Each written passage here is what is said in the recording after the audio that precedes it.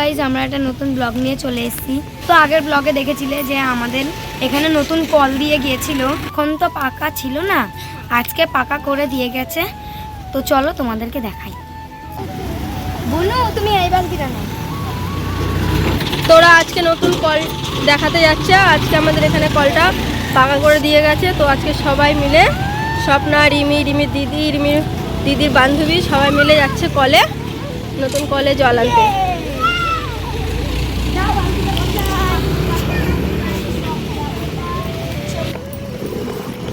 তো গাইজ দেখো আমাদের কলটা পাকা করে দিয়ে গেছে। তো আমার রিমি তো এসে তো কলটা চালানো শুরু করে দিয়েছে চান করবে বলে।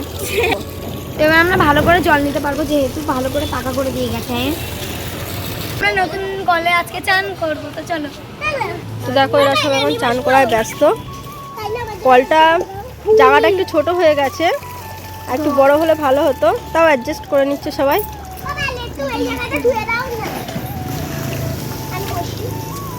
রিমি তুমি কি করবে? চান করবে? স্বপ্নের গায়ে একটু জল ঢেলে দে। তো দেখো এখন সবাই স্নান করতে বসেছে। সবাই মিলে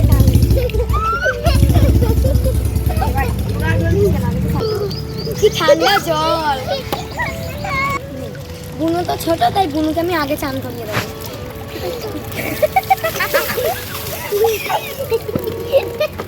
তোকে এখন সাবান মাখাবো। ব্রো দে আমার। ঠিক আছে দেবো দেবো দেবো। দুজনে মিলে এখন শ্যাম্পু নিয়ে টানাটানি করছে। এ বলছে আমাকে দে, ও বলছে আমাকে দে।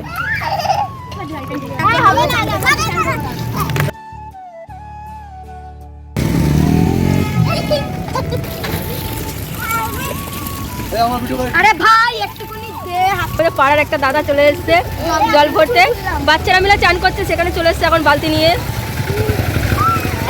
জল নিতে দে।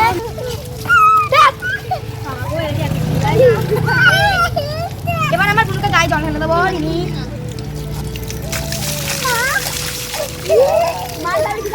কি লাগছে?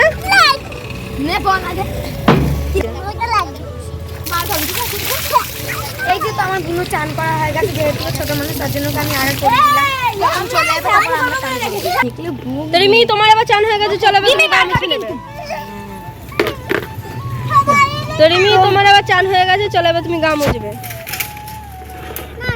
তো রিমি চান হয়ে গেছে, ওরা এখন করছে করুক। রিমিকে এখন যেহেতু ঠান্ডা লেগে যেতে পারে, বাচ্চা মানুষ ঠান্ডা লেগে যাবে, ওকে এখন গাটা মুছিয়ে দেবো। চলো। হ্যাঁ কি হয়েছে? ঠান্ডা লাগছে? চলো তুমি তাড়াতাড়ি গা মুছে জামা পরবে, চলো।